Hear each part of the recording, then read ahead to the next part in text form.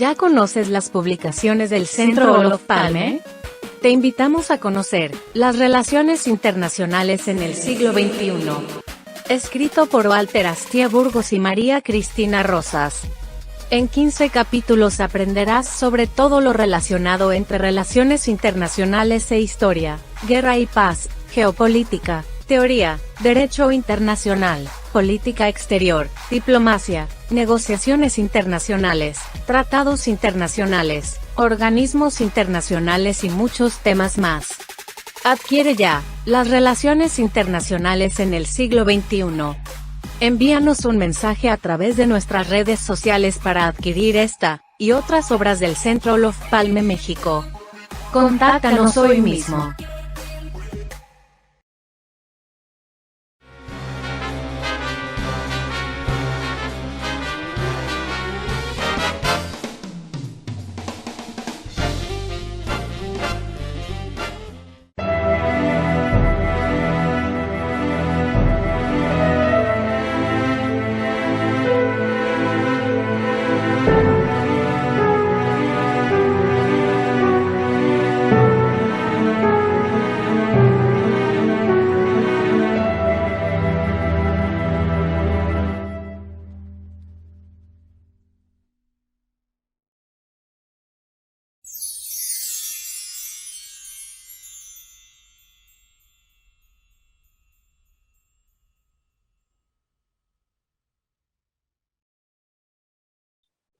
Muy buenas noches aquí en México. Buenos días en Seúl. Sean todas y todos bienvenidos a una emisión más de esta serie denominada Una tarde con, que produce el Centro Olof Palme y en donde desarrollamos entrevistas con diversas personalidades del mundo político, diplomático, académico, de la industria del entretenimiento, de los deportes, en fin. El día de hoy estamos muy contentos de recibir al embajador Bruno Figueroa Fischer, quien muy amablemente ha aceptado estar con nosotros esta mañana de Corea y noche de México para hablar sobre las relaciones bilaterales entre ambas naciones, sobre todo recordando que estamos conmemorando 60 años, 60º aniversario de las relaciones bilaterales entre ambos países. Le agradecemos mucho, embajador, su presencia y pues bienvenido. Al contrario, doctora Rosas, muchas gracias por invitarme a su programa. Muy buenas tardes allá a México, a usted, a su auditorio. Efectivamente, aquí es miércoles, son las 10 de la mañana, es decir, que estamos viviendo permanentemente en el futuro con respecto a México. Y quizás esa es una de las razones por las cuales algunas personas dicen que esta región del mundo está tan adelantada en muchos sentidos. Formidable, embajador. Pues muy bien, bienvenido. Y pues sí, el embajador está allá en el futuro y nosotros no estamos en el pasado, simplemente estamos aquí coincidiendo en el tiempo. A pesar de la distancia en el espacio. Quiero comentar a nuestro amable auditorio, tanto a quienes nos acompañan aquí en Zoom como a quienes nos siguen a través de Facebook Live, que pueden formular preguntas para nuestro invitado. Y antes de comenzar, me voy a permitir presentar algunos datos curriculares sobre el embajador Bruno Figueroa. Tiene un currículum muy impresionante. Mencionaré solo algunos aspectos de su extraordinaria hoja de vida. Él, como comentábamos, es actualmente el embajador de México ante la República de Corea, pero también es concurrente ante la República Popular Democrática de Corea y Mongolia. En su cargo anterior, esto fue de 2015 a 2017, fue director general del Proyecto de Integración y Desarrollo de Mesoamérica, conocido como Proyecto Mesoamérica. ¿Se acuerdan de aquel Plan Puebla-Panamá que luego se transforma en Proyecto Mesoamérica? Bueno, pues el embajador estuvo al frente de este proyecto en la MEXID, en nuestra Agencia de Cooperación Internacional para el Desarrollo. Él estudió la licenciatura en Relaciones Internacionales en el Colegio de México. Se tituló con la tesis Dos respuestas europeas a la crisis centroamericana. Ingresó al Servicio Exterior Mexicano en febrero de 1987. Estudió en el Instituto Matías Romero el mismo año. Posteriormente estudió en la Escuela Nacional de Administración de Francia, la École Nationale d'Administration, en la Generación Liberté, Égalité, Fraternité. En sus últimos cargos en el exterior se desempeñó como representante permanente alterno ante la OCDE entre 2007 y 2010. También fue cónsul general de México en San José, California, entre 2004 y 2007. En México, fungió como director general de Cooperación Internacional para el Desarrollo entre 2013 y 2015 y como coordinador de asesores en la Agencia Mexicana de Cooperación Internacional para el Desarrollo y en la Unidad de Relaciones Económicas y Cooperación Internacional entre 2010 y 2013. Fue igualmente asesor del canciller entre 2001 y 2004. También entre 2015 y hasta marzo de 2017 se desempeñó como director general del proyecto Mesoamérica que mencionábamos anteriormente y se hizo cargo de los aspectos de cooperación técnica, científica y financiera de México con Centroamérica y el Caribe. Bruno Figueroa también cuenta con diplomas de la Academia Diplomática de Viena y de la Academia de Derecho Internacional de La Haya. Ha impartido cursos y conferencias en el Colegio Nacional y varias instituciones de educación superior como la UAM, el CIDE, el ITAM, el Colegio de México y la Universidad Iberoamericana. Y ha coordinado una formidable cantidad de publicaciones. Yo destacaría un libro que tuve el gusto de revisar el año pasado, 100 años de cooperación internacional de México. Es una obra extraordinaria porque hace una revisión en un siglo de lo que ha sido la cooperación internacional de México. También tiene otras publicaciones como, por ejemplo, Asilo y Asistencia a Refugiados Guatemaltecos en el sur-sureste de México, abarcando el periodo de 1980 a 2000, Solidaridad Interna y Movilización Internacional, en un texto de Irina Mosel y otros editores que se llama Aproximaciones a la Historia del Humanitarismo en América Latina y el Caribe. También coordinó la Revista Mexicana de Política Exterior, el número 102, dedicado a México y la cooperación internacional para el desarrollo. Y también coordinó Cuadernos de Política Internacional en el Instituto Matías Romero, específicamente en torno al tema de 15 años de México en la OCDE. La realidad es que el embajador tiene una prolífica carrera, no solo como diplomático, sino también en publicaciones. Y de hecho, hoy, más temprano, me hizo llegar un texto, una publicación fascinante que se las queremos recomendar a todos los que están interesados en la relación entre México y la República de Corea, que publicó el Programa Universitario de Estudios de Asia y África de la UNAM, y donde el embajador analiza cómo ha evolucionado la relación entre México y la República de Corea, que realmente se ha tornado crecientemente importante, incluso por encima, esto me sorprendió bastante, embajador, lo confieso, de la relación entre México y Japón. O sea, en términos numéricos de comercio, de inversiones, va por encima, va por arriba la relación con la República de Corea. Entonces, sobre este y otros temas estaremos conversando con el invitado, con el embajador Bruno Figueroa. Y bueno, ya comenté lo del artículo, pero es mejor escucharlo de usted, embajador. Cuéntenos si es posible, en una apretada síntesis. Ya ve que estos temas son fascinantes y nos pueden llevar horas y más horas, pero si nos puede contar sobre el estado actual de las relaciones entre México y la República de Corea en este marco de 60 años de relaciones diplomáticas.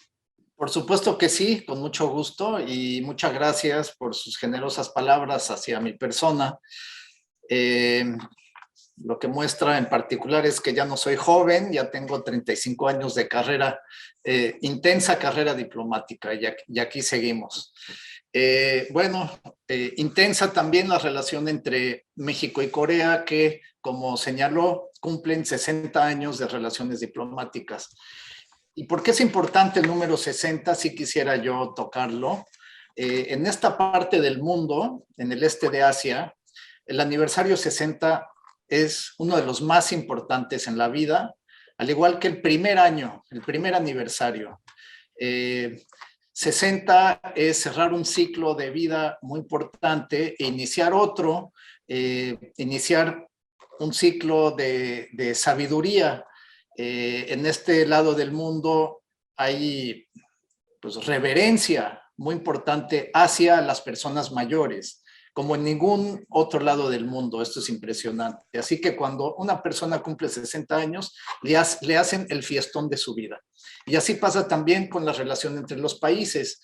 Y entonces aquí, este año 2022, pues se cumplen los 60 años de relaciones diplomáticas y vamos a llevar a cabo, tanto en Corea como en México, una serie de actividades muy destacadas. Ya podremos platicar de ello más adelante.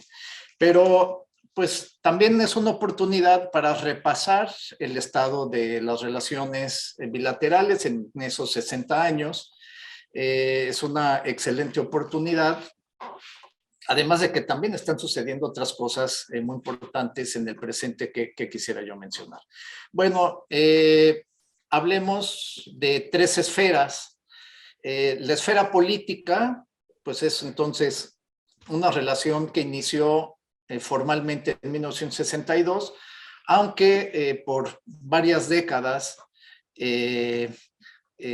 Corea tuvo presencia en México con una embajada desde el primer momento, en 1962. México se tardó en abrir una embajada. Esto ocurrió hasta 1987. Antes de ese tiempo, la relación diplomática con Corea se llevaba desde Japón. Es un país muy cercano, a solo hora y media de vuelo, pero de cualquier manera no es lo mismo llevar la relación con un país desde un país vecino. Entonces, México por fin abrió su embajada en Corea en 1987. Corea, un ex embajador coreano mencionó que era una relación de amor no correspondido hasta ese momento. Bueno, la verdad es que había muy pocos contactos políticos y muy poca relación en todos sentidos. Muy poca relación económica, pocos escasos contactos políticos y muy reducida actividad económica. También hay que entender lo que era Corea en 1962, un país que no llevaba ni 10 años de salir de esa guerra fratricida devastadora que la dejó literalmente en ruinas en toda Corea. Fueron destruidos el 75% de todas las edificaciones, de todos los edificios de Corea, una cosa brutal. Por la división coreana, eso también impidió que Corea del Sur participara en la comunidad internacional de manera plena. Y también debemos recordar que fue apenas en el año de 1991 que las dos Coreas ingresaron a la Organización de las Naciones Unidas. O sea, imagínense, no ser miembro de la ONU durante tanto tiempo. Eso ocurrió pues en 1991. Entonces, digamos, hasta finales de los 80s, la relación entre los dos países era muy distante y muy reducida. Luego tenemos una fase que yo llamaría de transición, donde se fue acelerando la relación, sobre todo económica, pero también se dieron los primeros contactos políticos de alto nivel. Económica con la primera inversión coreana en México, que es muy simbólica y muy importante, que fue la planta de Samsung en Tijuana de televisores. Estamos hablando de 1988-89. Y a partir de ahí empezaron a llegar los grandes grupos coreanos a invertir en México, pensando en el mercado de América del Norte. Pero sobre todo fue el Telecán de 1994 el que aceleró ese proceso en que Corea entendió el valor estratégico de nuestro país como lugar para construir una manufactura destinada principalmente al mercado norteamericano, pero no solamente, obviamente el mercado mexicano, que es el segundo más grande de América Latina, y también para el resto de América Latina. Y es así como vemos los principales nombres que uno reconoce de Corea, como Samsung, como LG, como POSCO, como Daewoo, que empiezan a invertir en México. Y en paralelo, obviamente, al advertir los dos gobiernos, pues esa importancia creciente, empiezan a haber contactos de alto nivel. Primero, un presidente de Corea que visita México en el año de 1991, Noteú, seguido de una visita del presidente Ernesto Zedillo en 1995 a Corea. Y a partir de ahí se han dado pues, numerosos encuentros a nivel de jefe de Estado, pero sobre todo encuentros ya regulares a nivel de miembros de gabinete, de cancilleres, de secretarios de Hacienda, de Comercio, luego Economía, en fin. La relación evoluciona de tal forma que a principios de los años 2000 se decide crear un grupo conjunto de notables de los dos países que incluía a diplomáticos, académicos, políticos, empresarios de los dos niveles para reflexionar sobre el futuro de la relación entre los dos países y qué hacer para escalarla, para dar un paso adelante. Y es así como en el año de 2005 los dos presidentes de México y de Corea, en un viaje que hizo el presidente de entonces de Corea a México, anuncian el establecimiento de una asociación estratégica para la prosperidad mutua. ¿Qué quería decir eso? Sentar las bases para una consolidación de las relaciones institucionales y de diversos tipos entre los dos países, buscando una prosperidad mutua. Uno de los componentes de esa asociación fue anunciado en ese momento por los presidentes Fox y Kim Dae-jung, que fue la negociación de un tratado de libre comercio entre México y Corea. Entonces, ese es un momento muy importante, clave entre los dos países. Desafortunadamente se da en una coyuntura de fin de gobierno en el caso de México, concluía el gobierno del presidente Fox y negociar un acuerdo de libre comercio implica movilizar muchas fuerzas políticas, implica negociaciones políticas fuertes con distintos sectores económicos, porque inevitablemente pueden ganar muchos, pero también algunos van a perder. Y en esta negociación, en los dos países se dieron resistencias ante la posibilidad de esta negociación.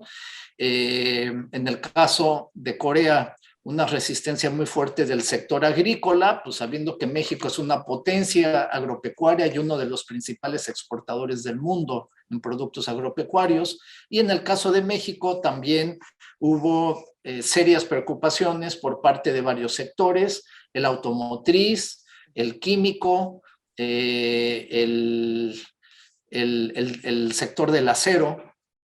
Total, se interrumpen las negociaciones cuando concluye el gobierno del presidente Fox. Se decide reiniciarlas en el gobierno siguiente de Felipe Calderón. Tampoco hay muchos avances y entonces se detiene este tema por muchos años más. Bueno, sigue evolucionando la relación. Y lo que yo comento en este artículo que señaló la doctora Rosas es que yo identifico una tercera etapa en la relación entre los dos países, ya mucho más reciente. Me ha tocado vivirla en los 5 años que llevo como embajador acá, y es la consolidación que antes no existía de una relación de ciudadano a ciudadano. Es decir, estamos viviendo por primera vez un flujo constante de personas, pero no solo eso, también de conocimientos y de intereses entre los dos países, que hace que se conoce mucho más sobre México en Corea y más sobre Corea en México. El turismo de Corea a México subió de manera impresionante hasta la pandemia y había una proyección de llegar a 100,000 turistas al año viniendo de la península de Corea para los años pasados. Obviamente todo esto quedó interrumpido, pero yo estoy convencido de que ya con el fin de la pandemia o las características actuales que hace que se están eliminando las cuarentenas, que eran las que impedían sinceramente el turismo, bueno, nuestras proyecciones son que no solo se va a alcanzar, sino se va a rebasar esa cifra de 100,000 en los próximos años. El intercambio estudiantil también ha dado un empuje extraordinario de mexicanos a Corea, un crecimiento del 100% en apenas 3, 4 años. Y estamos viendo una cantidad de iniciativas que se dan a título personal. Yo veo aquí, por ejemplo, interés por abrir restaurantes mexicanos. También hay más inversión mexicana en Corea, modesta comparada obviamente con la coreana en México, pero el hecho está en que hoy en día existe. Tuve la fortuna de inaugurar el vuelo directo, Ciudad de México-Seúl, de Aeroméxico, y eso fue lo que se dice en inglés un game changer, precisamente para esta relación de persona a persona, permitiendo que en solo 15 horas un habitante de Seúl llega a la Ciudad de México y viceversa. ¿Qué más puedo comentar? Pues estamos pues en una etapa en donde la relación de persona a persona se ha incrementado notablemente, pero también la económica, y sobre todo la económica. Aquí es un fenómeno francamente extraordinario en las relaciones internacionales de México. Sí lo quiero subrayar porque me puse como a comparar con el crecimiento de relaciones económicas de México con sus socios tradicionales europeos, América del Norte, pues se han dado a lo largo de varias décadas, inclusive con Japón, para llegar al nivel en que ha llegado la relación con Japón, pues pasaron varias décadas, digamos desde los años 60, y solo con 2 países México ha conocido un crecimiento vertiginoso de sus relaciones económicas, traducidas sobre todo en comercio, y en el caso de Corea también inversiones, y me refiero a China y Corea. Es decir, que en 20 años han sido explosivas estas relaciones. Yo llegué hace 5 años acá y en 2017 Corea era el 6º socio comercial de México. Hoy en día es el 3º. Y no terminamos de asimilar en México lo que significa que Corea sea nuestro 3er socio comercial, solo superado por Estados Unidos y China. Es una brutalidad pensando que no somos vecinos, nos separan 12,000 kilómetros. Corea es un país pequeño, en superficie es 20 veces más pequeño que México, con una población de 52 millones de habitantes. Eso sí, una economía que es 70% mayor a la nuestra y que durante la pandemia siguió creciendo a diferencia de la mayoría de los países del mundo, y por eso Corea hoy es la 10ª potencia económica del mundo. Pero la situación es esta. Con la pandemia se reforzaron las cadenas de valor de México con Asia, no se interrumpieron, y por eso Corea subió de nivel frente a otros socios comerciales. Ahora, está Corea por encima de Alemania, de Japón, de Canadá, de España, de Brasil, como proveedor pues está en tercer lugar. Pero también hay otro rubro que vale la pena subrayar, y es que Corea hoy es el quinto mercado más importante de México en el mundo. El quinto mercado para nuestras exportaciones, por un total de 6.700 millones de dólares. No lo mencioné, el comercio total en 2021 fue de 25.700 millones de dólares. El comercio total en 2021, 25.700 millones de dólares. Esto es un crecimiento del 70% desde el 2011. Corea exporta a México 19,000 y nosotros le exportamos 6.700 millones. Quiero subrayarlo, la relación importación-exportaciones es más balanceada para México con Corea que con Japón, y ni se diga con China, en donde por cada dólar que exportamos a China, nosotros importamos como 10, sí, ¿no? En el caso de Japón está arriba de 3, y en el caso de Corea es 2 y pico. Sí, todavía hay un desbalance importante, pero sin embargo es notable cómo han crecido nuestras exportaciones, y sobre todo la calidad de nuestras exportaciones, en donde encontramos vehículos, autopartes, equipos y partes eléctricas, instrumentos y dispositivos ópticos. ¿Qué ha pasado este año? Lo sabrán quienes siguen de cerca los temas comerciales. El 1 de marzo, la secretaria de Economía y el ministro de Comercio de Corea anunciaron el reinicio de las negociaciones comerciales entre los dos países. Bueno, he hablado mucho, doctora, pues aquí lo dejo, y por supuesto dispuesto a seguir profundizando sobre cualquiera de estos temas. Sí, embajador, muchas gracias por esta panorámica sobre la evolución de la relación bilateral, y recordarnos también lo que ha sido el proceso para negociar un tratado de libre comercio que efectivamente se inició a principios de siglo y se vio interrumpido después de que culminó el gobierno del presidente Fox. Yo le voy a hacer una pregunta un poco como abogada del diablo.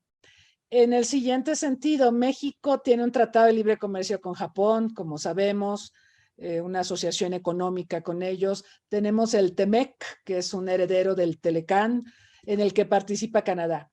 Y sin embargo, a pesar de estos tratados comerciales, usted acaba de mencionar que Corea, la República de Corea, es el tercer socio comercial de México sin tratado de libre comercio. Entonces, yo le preguntaría si va tan bien la relación. ¿Necesitamos realmente un tratado de libre comercio México y la República de Corea? Esta es una pregunta fundamental y gracias por hacerla. Por supuesto que nos hemos puesto a estudiar este tema, y obviamente la Secretaría de Economía, al tomar la decisión de reiniciar las negociaciones, ya tenía muy clara la respuesta. Pero sí quiero yo señalar lo siguiente. Antes quisiera decir que yo no soy un incondicional de los tratados de libre comercio como solución para el desarrollo de nuestro país. Digo, si no, ahorita seríamos una potencia económica y tendremos un nivel de desarrollo per cápita como el de Corea. Hay muchos factores. La solución no está toda en acuerdos de libre comercio, tienen que ser acompañados de muchas cosas. Dicho lo anterior, lo que sí podemos subrayar, notar, al día de hoy en la relación comercial entre los dos países, ¿qué es lo que rige? Rige la regla de la OMC del principio de nación más favorecida. ¿Qué quiere decir eso? Que cuando no hay un acuerdo comercial entre dos países, los aranceles que un país pone a todo el mundo, fuera de con los que tiene acuerdos de libre comercio, pues esos aranceles aplican para ese país. Es decir, que los aranceles que México tiene para sus productos en la importación, pues esos aranceles son los que aplican para Corea y viceversa. Los aranceles que Corea pone al resto del mundo, pues también se aplican a México. ¿Y qué es lo que vemos ahí? Pues resulta que Corea tiene un nivel de protección mucho mayor al de México en sus aranceles. Para comentarle, México paga aranceles promedio de 37% a sus productos agropecuarios que se exportan a Corea. Se encuentran en el mercado aquí en Corea productos mexicanos de gran calidad, desde aguacates de Michoacán, limón verde, banano, café y muchos otros, carne. Ya exportamos carne de res y carne de cerdo a Corea y es el rubro más importante que vale cientos de millones de dólares. Pues resulta que estamos pagando para la carne de res y de cerdo aranceles del 40%. Entonces, claramente hay un límite en lo que nosotros podemos exportar a Corea en muchos rubros porque los gravámenes son tan elevados. Y como en la última década Corea ha firmado TLCs con muchos países del mundo y muchos en América Latina y en Asia, en países del ASEAN, pues entonces van a competir directamente con nosotros sin pagar aranceles y entonces nos van a sacar del mercado. Esa es una realidad. Y al revés, México tiene un nivel de aranceles mucho más bajo que favorece a Corea. 32% de las exportaciones de Corea paga aranceles entre 5 y 15% y 64% de sus exportaciones entran a México con una tasa cero. Entonces, dicho en una sola frase, un TLC con Corea lo que hace es que da piso parejo. Obviamente hay sectores sensibles, pero para eso son las negociaciones. ¿Qué se hace con los sectores sensibles? Hay unos que quedan fuera de los tratados de libre comercio y hay otros en donde se mantienen sistemas de cuotas o algún tipo de regulación para proteger la industria nacional. Entonces, esa es la situación con respecto a Corea. Me parece que quienes tienen temores deben pensar en que ya somos parte de otros TLCs. Se mencionó a Japón, pues estamos conviviendo con Japón, con nuestra industria y la industria japonesa es bastante similar a la coreana.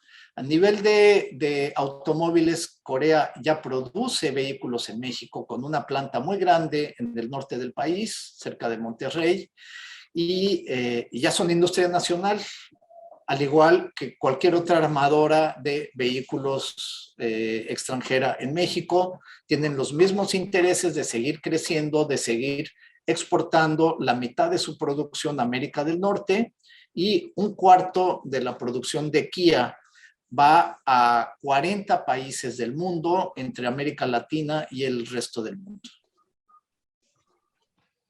Muy bien, embajador. Entonces ya vemos la racionalidad de un tratado, ¿no? Tenemos que buscar el piso parejo para que tengamos un mejor acceso al mercado surcoreano y esto pues permita también beneficios, que crezca mucho más nuestra presencia en aquel país. Y bueno, los aranceles que haya para los productos faltantes de la República de Corea pues se irán desmantelando, salvo por supuesto los casos sensibles, ¿no? Para eso hay salvaguardas y hay una serie de medidas comerciales a las que se puede recurrir temporalmente, ¿no? Para proteger los sectores sensibles.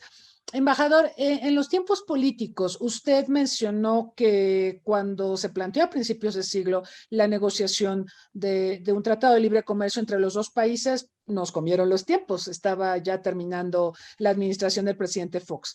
Actualmente estamos pues un poquito, ¿qué sería? Más de la mitad del presente gobierno. ¿Usted cree que los tiempos políticos sí nos den ahora sí, tomando en cuenta que todo salga bien, que en Corea también las autoridades involucradas y legislativas y demás lleven adelante esto? ¿Cree que estamos en tiempos para que podamos tener en un tiempo relativamente corto, en un plazo relativamente corto el tratado? Ahora sí. Definitivamente, los términos de referencia de esta negociación ya existen. Es decir, no se está partiendo de cero. Ha habido un trabajo de muchos años. Los dos países, los expertos, los negociadores, conocen perfectamente cómo está el tablero. De lo que se trata es de negociar con respecto a los sectores involucrados en los dos países, ¿no? Eso es lo que va a tomar más tiempo. En el caso de Corea, debo señalar que acaban de haber elecciones presidenciales, va a haber un nuevo presidente que tome posesión en el mes de mayo, pero sin embargo, la política comercial es una de las áreas de continuidad permanente en Corea.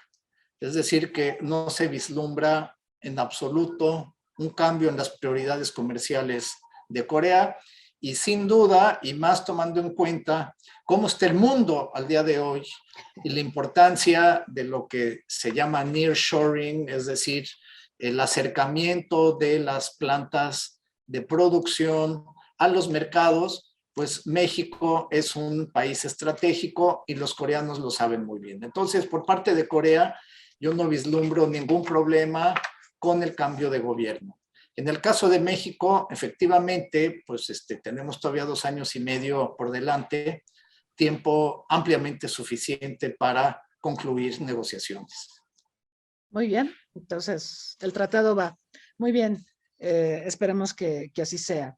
Embajador, en el plano cultural, que es un tema que nosotros siempre abordamos cuando tenemos la oportunidad de conversar con miembros del cuerpo diplomático o con representantes de la UNAM, ya ve que la UNAM tiene un proceso de internacionalización y hemos platicado, por ejemplo, con el representante de la UNAM en China.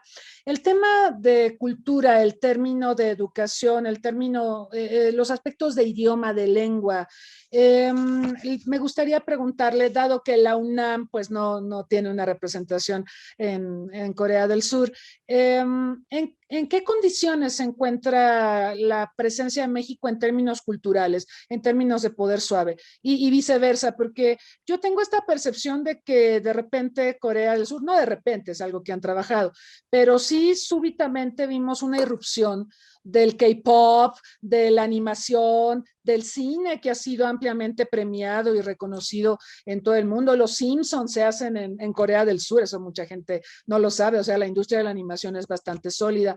Entonces, como que sí tenemos una presencia muy clara en el imaginario colectivo en México respecto a Corea y se enseña coreano en el CELE, en la UNAM, o sea, es un idioma que de los diversos que hay en la oferta educativa para aprendizaje de lenguas. ¿Cuál es la situación de México, embajador, en términos de este poder suave de cultura, de educación, de lengua, de popularidad de nuestro idioma, de nuestras tradiciones en la República de Corea?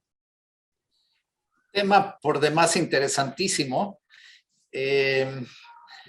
Corea, en efecto, se ha convertido en una potencia cultural y también estamos hablando de un fenómeno recientísimo. Hace 20 años, ¿qué se sabía de Corea culturalmente? Era un país más bien enigmático o un país que se definía por oposición a Corea. No era China y no era Japón, ¿no?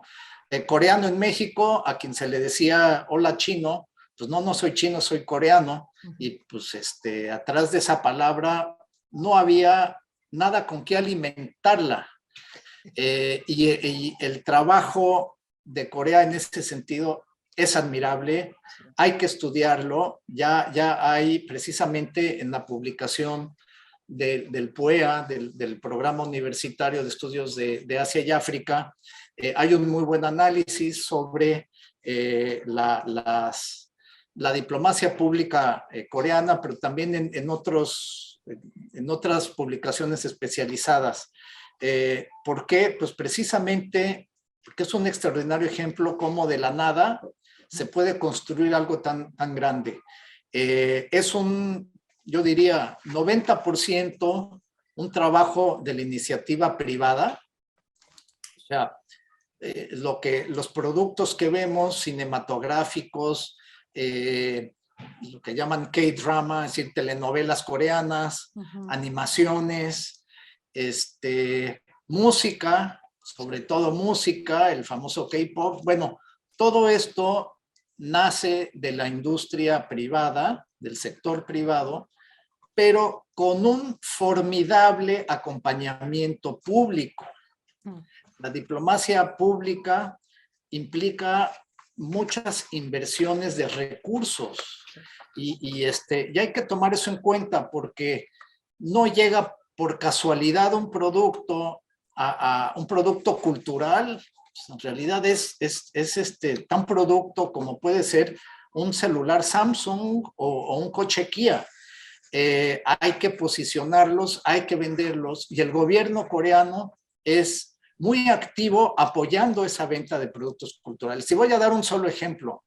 El gobierno coreano, la Cancillería coreana consiguió que el grupo BTS, que es el más conocido, que tiene millones de fans en todo el mundo, pues que el grupo BTS estuviera en la Asamblea General de las Naciones Unidas hace 2 años con un mensaje muy importante sobre paz y sostenibilidad en el mundo, pero allí estuvieron en el corazón del escenario de la diplomacia multilateral y no llegaron por casualidad, sino que se pudo convencer a las autoridades de las Naciones Unidas que dieran un espacio durante la Asamblea General a este grupo y darles una exposición muy importante. Entonces, ese es un ejemplo entre muchísimos otros.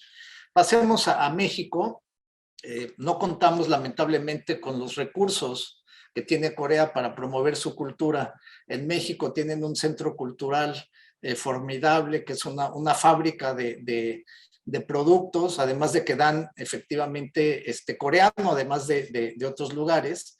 Nosotros no contamos con algo así, pero quiero iniciar que contamos con la fortuna de una inercia de imagen muy positiva del país, con una cultura que gusta mucho en Corea, que consideran sumamente atractiva, una admiración por nuestras civilizaciones milenarias, una gran admiración por nuestra sociedad, nuestros valores, muchos son cercanos a los coreanos, nuestra alegría, nuestros colores, les encanta nuestra comida, tienen una manera de ponerse sobre la mesa que se parece también a la coreana.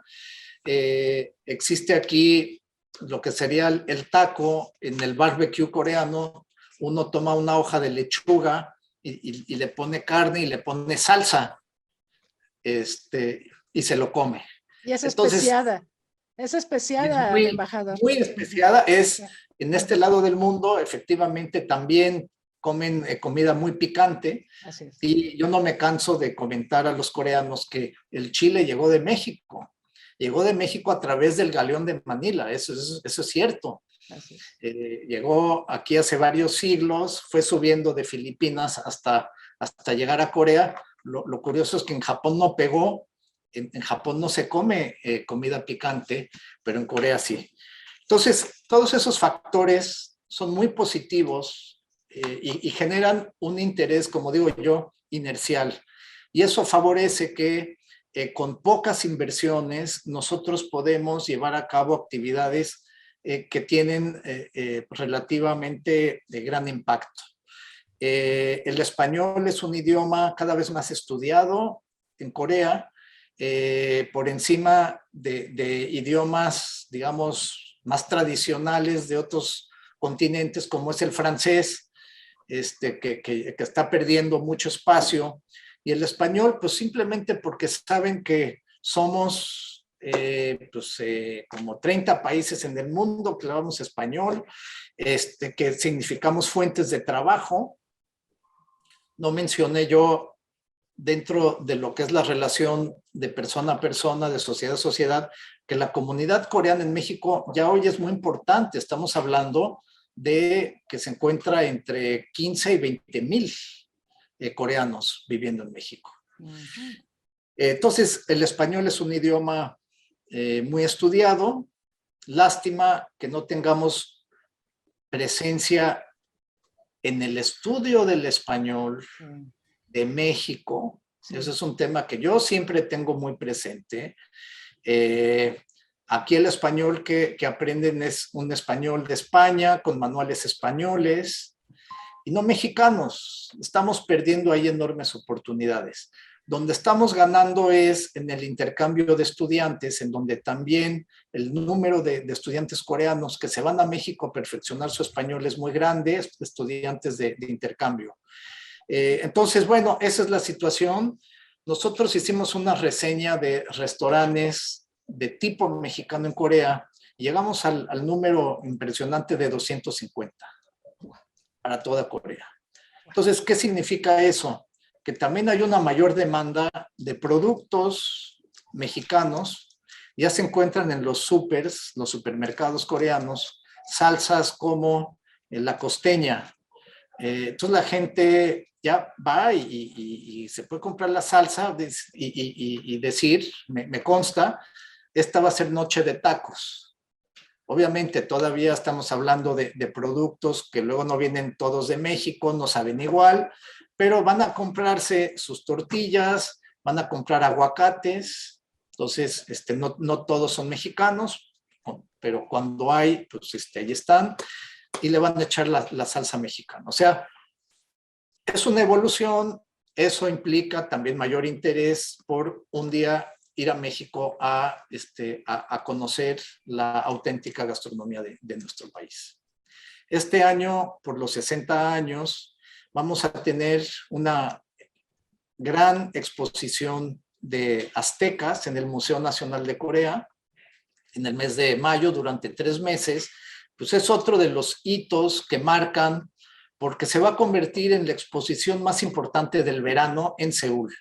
Y cuando decimos la más importante, estamos hablando de cientos de miles de visitantes. Que estamos hablando de una ciudad de 10 millones y con la metrópoli 25 millones. Entonces, aquí los números siempre son gigantescos. Entonces, estamos vislumbrando un enorme interés por los aztecas a partir de mayo, cuando inauguremos esta exposición.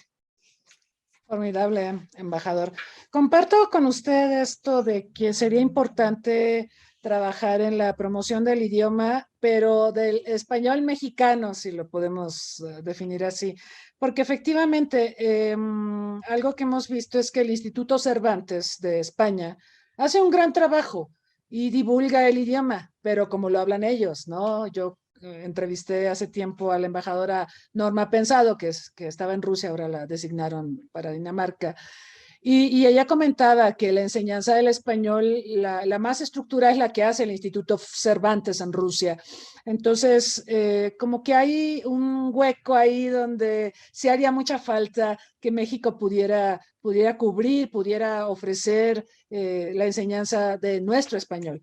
Digo, la UNAM en China lo está haciendo también con límites, ¿no? Ciertamente, pero hay esa expectativa. En cambio, en otros lugares sí queda esta sensación de que ojalá se pudiera hacer. Si me permite, doctora, aprovechando este foro, a mí me parece increíble que se soliciten diplomas de español para muchos trabajos en México.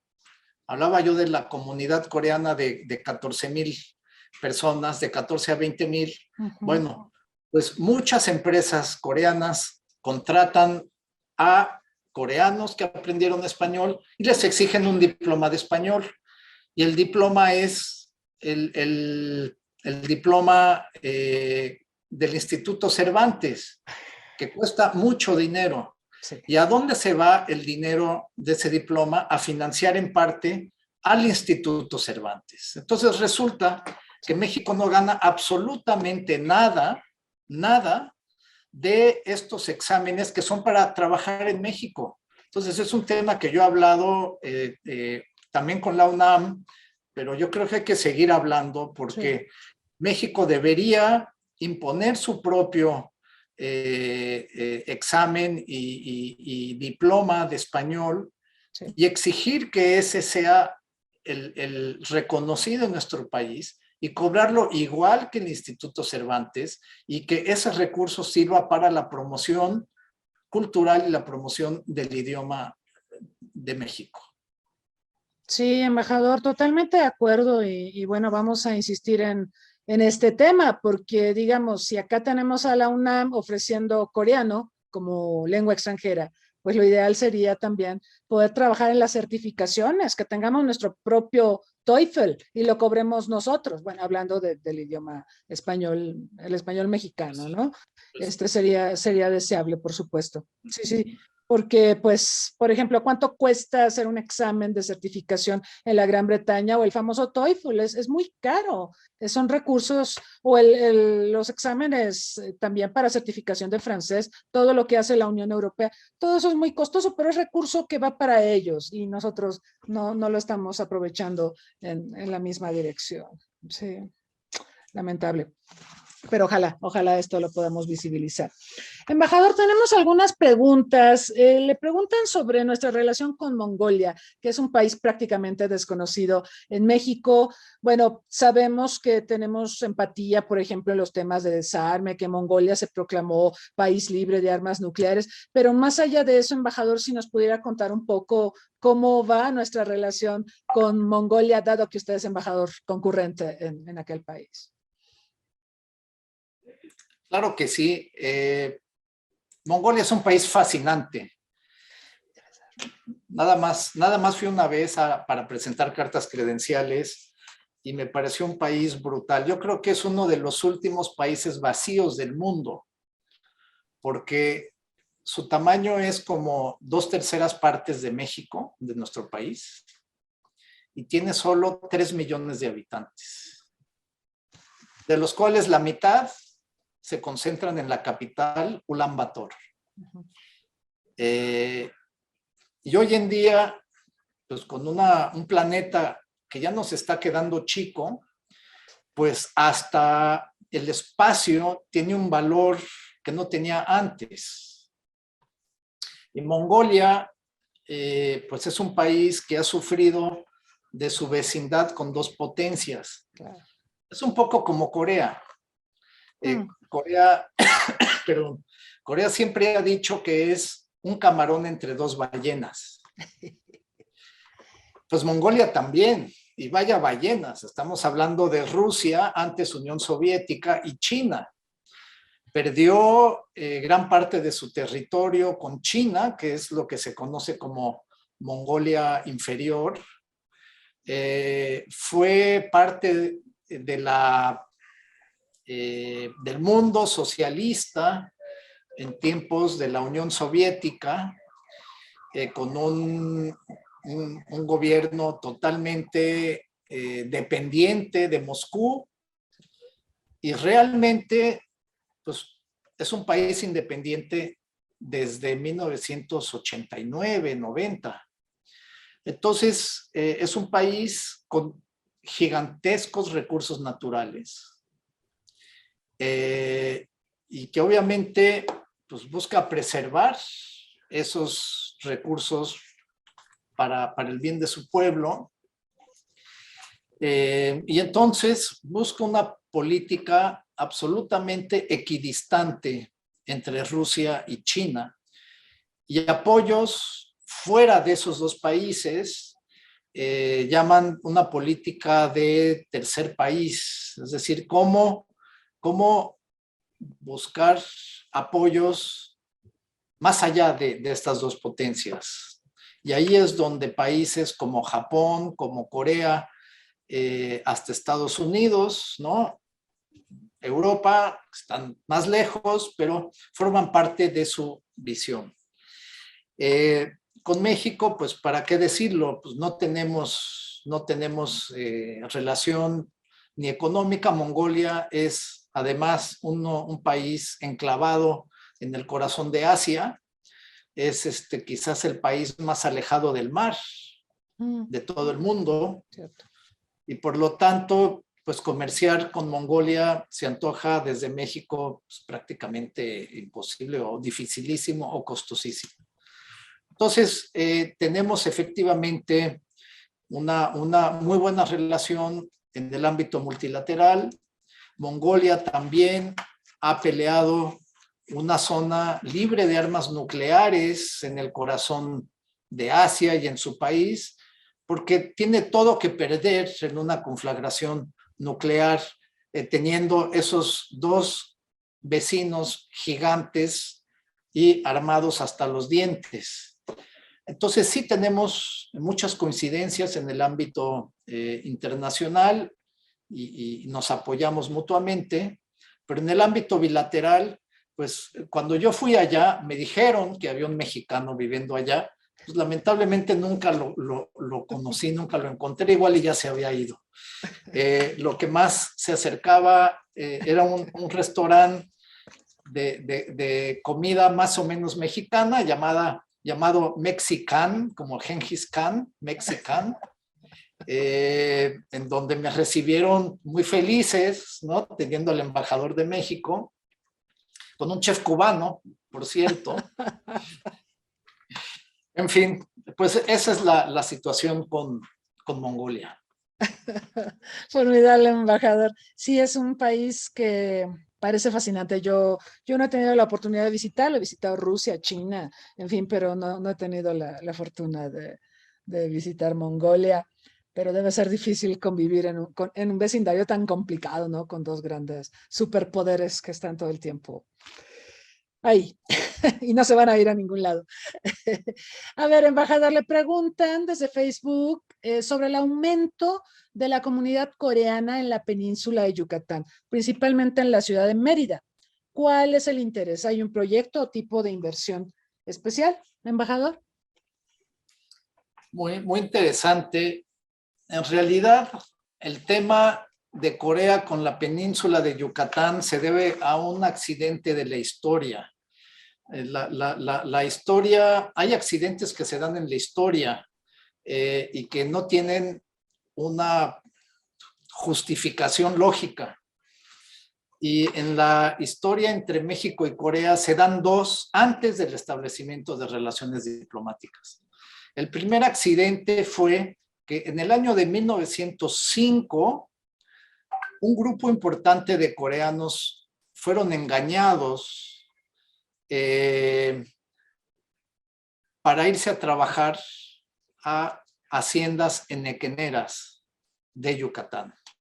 En ese entonces, la estabilidad coreana de varios siglos de reinado se estaba colapsando, y después de haberle ganado en batallas, en guerras, a China y a Rusia, Japón tenía toda la intención de tomar Corea, que fue lo que ocurrió entre precisamente 1905 y 1910. Y con el colapso del régimen de la dinastía Chosun, pues había revueltas en el país, hambre, y muchos coreanos buscaron salir de su país. Y es así como muchos llegaron a Hawái a trabajar en las plantaciones de piña, y ya no recuerdo si inglés o americano, pues armó todo un buque y armó un contrato con enequeneros para llevarse a un grupo, y fueron un poco más de 1000 los que llegaron allá. Hay una muy buena novela que les recomiendo, que acaba de ser traducida al español y se encuentra en México, que se llama Flor Negra. El autor Kim Kyung-hwa. Lo importante es, se puede googlear fácilmente, Flor Negra. Y es la historia de esos migrantes, familias enteras, que unos pensaban que iban a Estados Unidos, otros que les habían prometido el Eldorado, y resulta que llegan pues prácticamente como siervos a esas haciendas con condiciones laborales brutales, previas a la Revolución Mexicana, y con contratos de 5 años, un contrato de 5 años, y con salarios tan miserables que no había manera de que pudieran pagar su salida antes de esos 5 años. Y cuando terminan esos contratos, los que sobreviven, ya no existía Corea, ya era parte del imperio japonés. Entonces, y empezó la Revolución Mexicana. No, una historia brutal. Entonces, algunos se fueron a Cuba a trabajar en la caña, y la mayoría se quedó en Yucatán y se casaron con yucatecos, y fueron sus descendientes formando parte del tejido social yucateco, y por eso la presencia coreana es visible al día de hoy. Hay una avenida República de Corea en Mérida, hay un hospital que donó el gobierno de Corea para los descendientes de coreanos, hoy lo maneja el Seguro Social. En fin, esa es la historia de la presencia coreana en Yucatán. Y si me permite, doctora, el otro accidente de la historia es el hecho de que 100,000 soldados de origen mexicano participaron en la Guerra de Corea de 1950 a 1953. Y tampoco hay una explicación lógica si el gobierno de México nunca le declaró la guerra a Corea del Norte, y fue más bien neutral en ese conflicto, aunque donó alimentos y medicamentos a Corea del Sur. Pero el hecho es que por el fenómeno de migración mexicana a Estados Unidos, que ya para 1950 era tan importante, y estamos hablando de mexicanos de primera o de segunda generación, que fueron enlistados en el ejército de Estados Unidos, pero también hubieron voluntarios. Conocemos casos reales de gente que decidió ir de México a Estados Unidos y enlistarse como voluntarios, y que terminaron en Corea.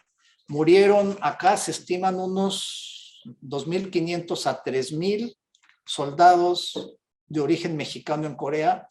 Es el número más importante de la coalición de Naciones Unidas después de Corea y de Estados Unidos. Es una cosa brutal, pero que desconocida aún. Ha sido para mí una labor interesantísima de rescate de esa memoria histórica tan importante en la relación entre los dos países. Formidable. Ahora que mencionaba esto de los coreanos engañados, como usted sabe, estamos también en el 50º aniversario de Relaciones México-China, y han salido a relucir muchos de los engaños hacia asiáticos en general, asiáticos, chinos, obviamente coreanos, incluso japoneses, que eran traídos con engaños. Se les prometía que irían a Estados Unidos o que tendrían otro tipo de empleos, y fueron explotados y fueron vulnerados de montones de maneras. Y bueno, ahora esto está aflorando precisamente por el momento en el que estamos, por toda esta dinámica de visibilización de minorías, de la otredad, del respeto a los derechos humanos. Pero en realidad caemos en la cuenta de que han ocurrido montones de atrocidades, embajador, contra minorías y bueno, todas estas personas que ahora tenemos más elementos para documentarlo, y es esta historia que tenemos que contar, embajador. Coincido con usted. O sea, las cuestiones que debemos conocer, porque hay que evitar que esto vuelva a ocurrir, ¿no? Me parece tremendamente importante. Tenemos un deber de reconocimiento histórico, como lo ha declarado la doctora Beatriz Gutiérrez Müller, y también incluye a los mexicanos que combatieron en Corea que tuvieron por lo menos dos estigmas brutales. Uno, el racismo de Estados Unidos y del ejército de los Estados Unidos.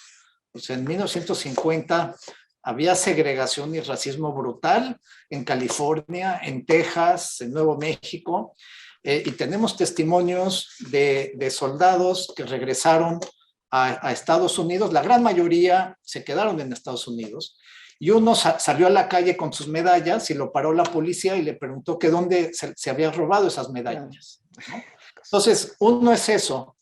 Y luego en México, una brutal indiferencia, porque, como lo comenté hace rato, esa guerra no era de México. Entonces, eran soldados gringos, ¿no? A pesar de que ni siquiera llevaban el escudo de Estados Unidos porque era el de Naciones Unidas. Y México apoyó esa coalición de Naciones Unidas. Fue la primera vez que cascos azules son desplegados en el mundo. Fue en la Guerra de Corea. Entonces, todos esos mexicanos regresan al país con los traumas de participar en una guerra, y se lo tienen que callar durante años, muchos hasta la gran mayoría hasta la muerte, y los pocos veteranos vivos, sobrevivientes que hemos conocido, bueno, pues el reconocimiento son mares de lágrimas, pero el reconocimiento ya se está dando. Se creó la primera asociación de veteranos mexicanos de la Guerra de Corea, en presencia del secretario de la Defensa Nacional, quien les hizo un reconocimiento público por su valor, a pesar otra vez de que fueron a título individual y no como una iniciativa gubernamental. Pero finalmente eran mexicanos. Y una cosa que descubrimos o redescubrimos es el impacto brutal de la Guerra de Corea en México en los años 50, en la cultura. Hay películas, hay música, Los Tres Caballeros con una canción que se llama Carta de Corea, hay novelas, en fin, es impresionante rescatar lo que fue el trauma que causó la Guerra de Corea en México a principios de los años 50.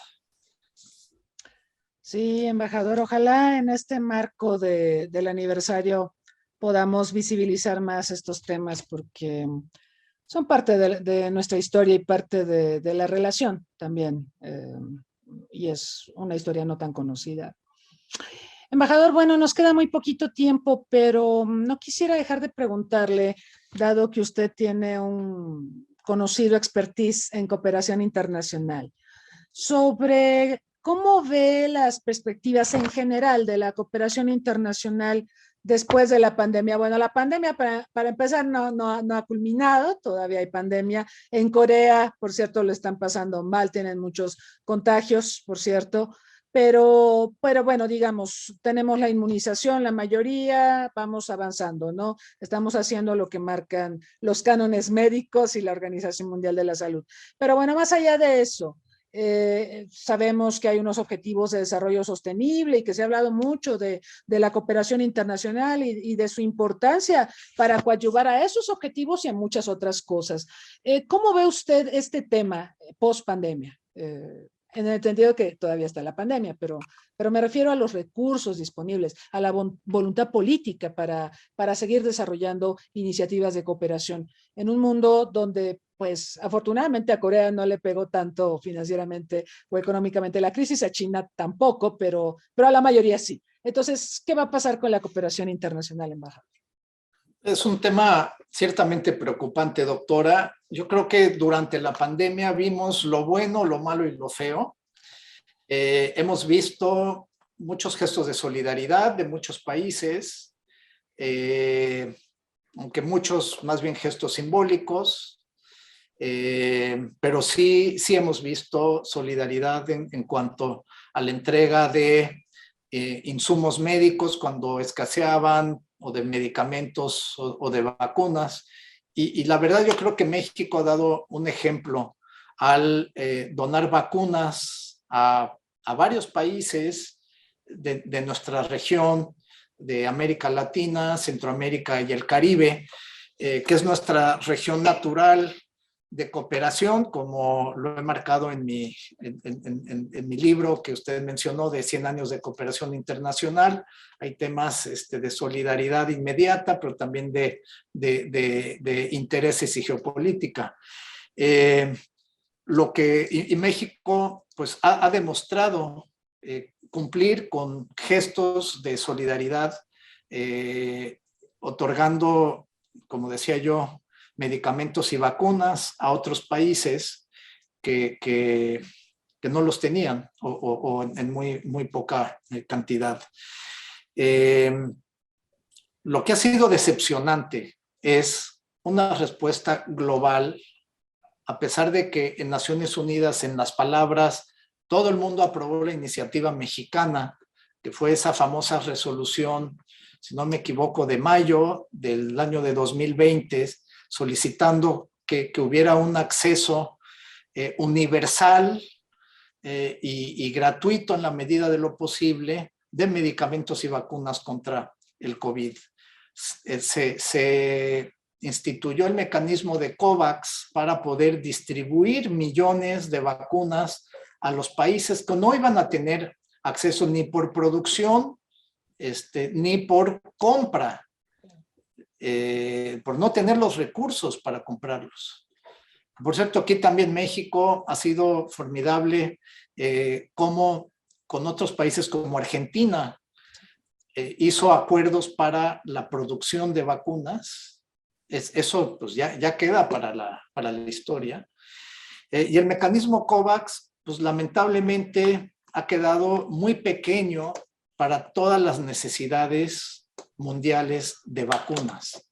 Ahora que estamos con cepas de COVID-19 no tan peligrosas como las anteriores, me refiero a Omicron, pues quizás la vacuna ya no es una necesidad tan importante porque la tasa de mortalidad ha disminuido, pero no ha desaparecido. Gracias. Y si vemos el mapa mundial al día de hoy, del porcentaje de gente vacunada, pues hay que decirlo, es una vergüenza. Sí. Los países más ricos tienen una sobrecapacidad, tuvieron una sobreproducción y han habido rumores, no me he metido yo en el tema, pero hasta de destrucción de millones de vacunas caducas por parte de algunos gobiernos, cuando en otros países siguen faltando vacunas. Digo, yo una anécdota, pero leo de repente una nota en el periódico de que iban a vacunar a los changos del zoológico de San Diego. Eso fue hace un año, ¿no? Contra el COVID. Y dije, bueno, francamente me parece insultante que estén pensando en vacunar a los changos cuando del otro lado de la frontera pues todavía faltaban millones de mexicanos por vacunarse. Esa es la realidad. La crisis económica obviamente pega a la cooperación internacional porque inevitablemente la mayoría de los gobiernos reducen los recursos que destinan a la cooperación internacional. Entonces, tenemos por delante todavía muchos desafíos para alcanzar los objetivos de desarrollo sostenibles de las Naciones Unidas. Cada vez son menos años los que nos quedan para cumplir con esos objetivos. ¿Y qué va a pasar? Pues vamos a llegar ahí y tristemente los países más pobres van a seguir siendo los más alejados de alcanzar esos objetivos. Eso no quita que, como México, sigamos movilizando las conciencias internacionales, presionando con países que piensan como nosotros para que la cooperación internacional se mantenga como una columna vertebral de la solidaridad internacional. Sí, embajador, ojalá pudiéramos tener materializado esto que el propio secretario general de la ONU dijo y lo ha reiterado, eso de que nadie está a salvo hasta que todos estemos a salvo. La realidad es que es muy desigual el reparto de vacunas y de insumos para hacer frente a la enfermedad y bueno, hay expectativas de que será hasta 2023 o 2024 cuando algunos países, en África especialmente, puedan acceder a la vacunación que les permita la inmunidad de rebaño, lo cual es una barbaridad porque efectivamente por otro lado nos hablan de vacunas caducas que van a desechar, o también hay países que hablan ya de cuartas dosis, otros booster shots, mientras hay personas que no han recibido ni siquiera la primera dosis. Entonces es muy lamentable. Embajador, bueno, para ir cerrando, le quisiera preguntar por el tema de Corea del Norte. Ya ve que en 2017 pues se declaró persona non grata al embajador aquí y por el tema nuclear o sea, entendemos el contexto. Pero ¿en qué estado se encuentra actualmente la relación entre México y la República Popular Democrática de Corea? Pues yo diría que estamos como en un stand-by, en que no ha cambiado mucho. Bueno, sí ha cambiado en la medida en que Corea del Norte ya cuenta con un embajador en México, es decir, solicitaron el beneplácito para un nuevo embajador, fue otorgado. Yo nunca fui acreditado ante Corea del Norte, es decir, no hubo solicitud de beneplácito y por lo tanto yo nunca fui a Corea del Norte en tanto embajador. Quizás le corresponda a mi sucesor cuando llegue mi sucesor, pero digamos ahorita Corea del Norte está pues viviendo un impacto muy duro con respecto a la pandemia. Corea del Norte es de los países que se cerró más en el mundo. Francamente me pregunto si no es el que más se cerró, en la medida en que absolutamente nadie entra a Corea del Norte.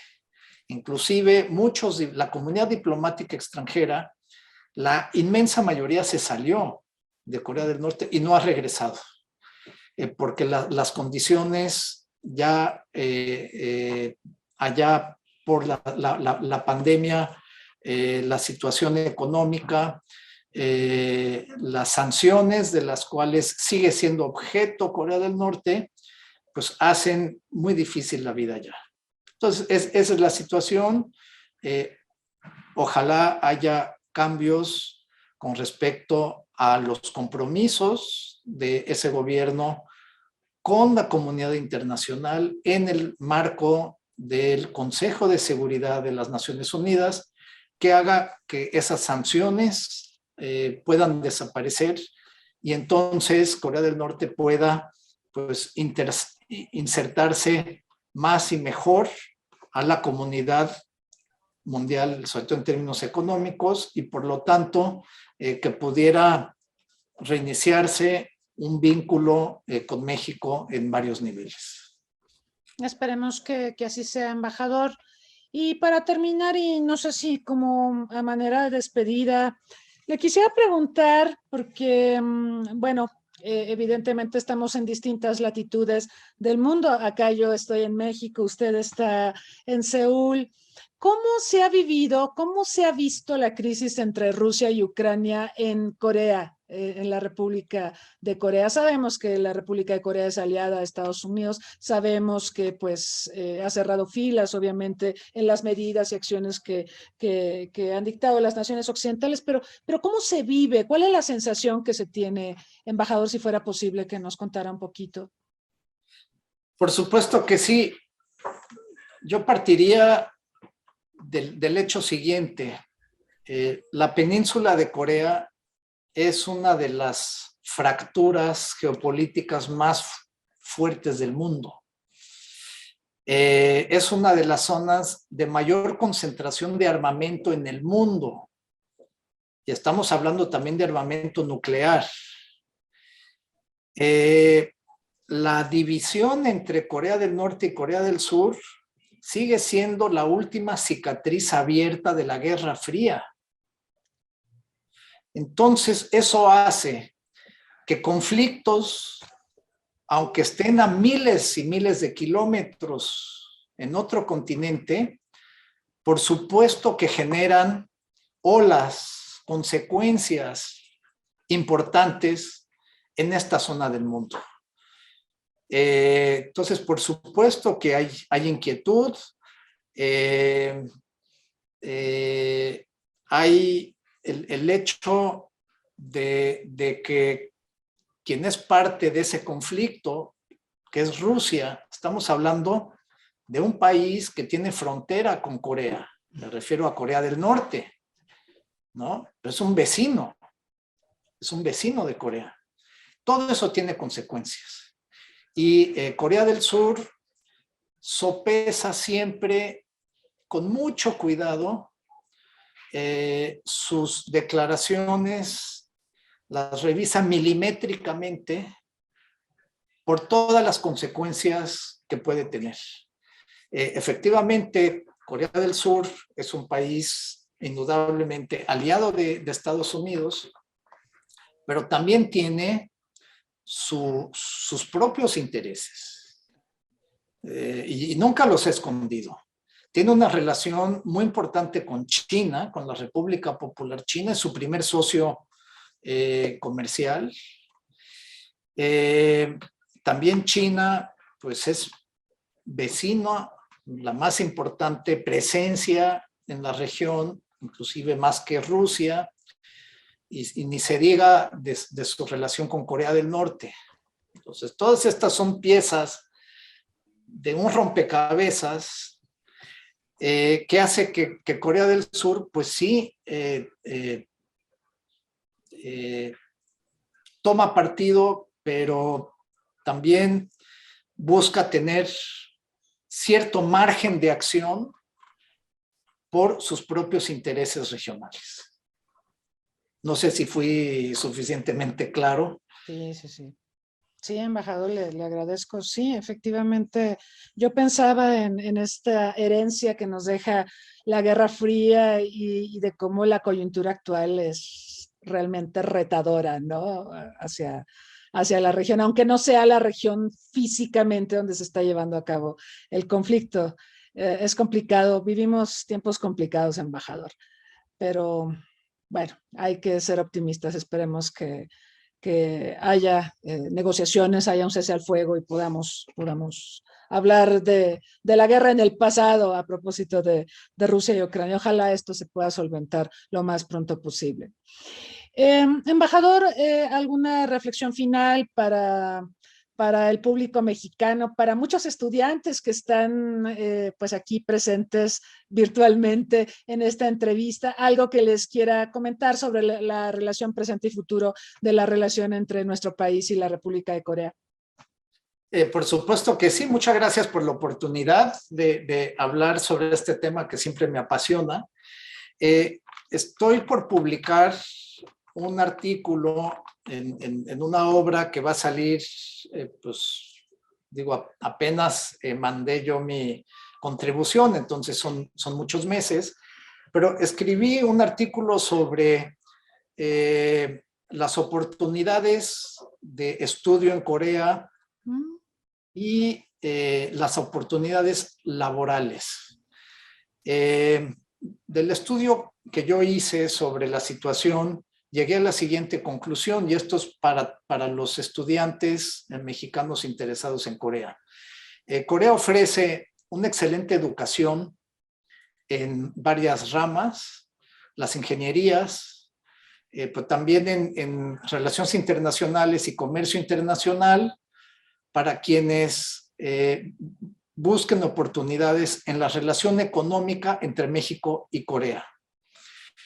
Lamentablemente, quienes más se benefician de esta relación que suma, como mencionaba yo, 25.700 millones de dólares, quienes se benefician más son los jóvenes coreanos.